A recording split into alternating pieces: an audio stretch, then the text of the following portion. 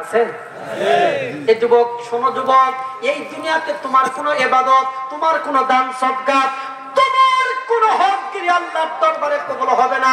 আল্লাহর নবী কয়, হুমা জান্নাতুকা হুমা নার, তোমার মা তোমার জন্য জান্নাত, তোমার মা তোমার জন্য জাহান্নাম। যুবক, না না, আজকে মায়ের সঙ্গে যারা খারাপ আচরণ করেছিল, যুবক বাড়িতে চলে যাবা, মাহফিল শেষ করে বাড়িতে যাইয়া মায়ের পা খারাপ বুকের মধ্যে চাপতে ধরে মার কাছে বলবা, গো মা, আমি না তোমার কলিজা ছেঁড়া ধন, আমি অন্যায় করেছি, ভুল করেছি, আমাকে ক্ষমা করে দাও।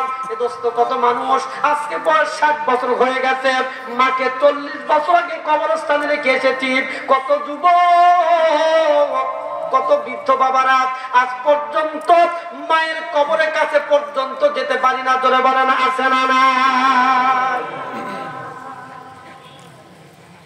হতভাগা সন্তান মার কবরের পাশে যাইয়া একবার সূরাতুল ফাতিহা, 3 বার সূরাতুল ইখলাস, কুল হুয়াল্লাহু সূরা, একবার দুরূদ ইব্রাহিম পড়িয়া 2টা হাতখানা কাবার মালিকের দিকে তাকায় দিয়া ডেকে ডেকে বলবা, গো মালিক, আমার গর্ভধারিণী মা, আমার জনম দুঃখী বাবা, রব্বুল আলামিন দুনিয়াতে থাকতে কত কষ্ট করেছে, আল্লাহ রে, আমার মাকে মাফ করে দাও, আমার বাবারে মাফ করে দাও।